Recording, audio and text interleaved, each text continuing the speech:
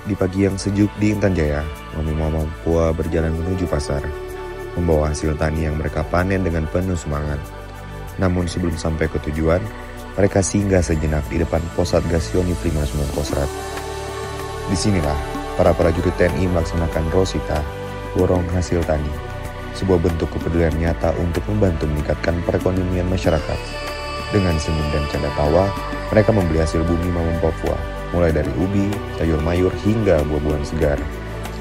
Bukan sekedar transaksi, kegiatan ini membangun kebersamaan dan mempererat hubungan antara Satgas dan masyarakat. Sebab bagi Satgas Yonif 59 Kostrat, kehadiran mereka bukan hanya untuk menjaga keamanan, tapi juga untuk tumbuh bersama masyarakat, berbagi rezeki, dan menciptakan kehidupan yang lebih baik di tanah Papua.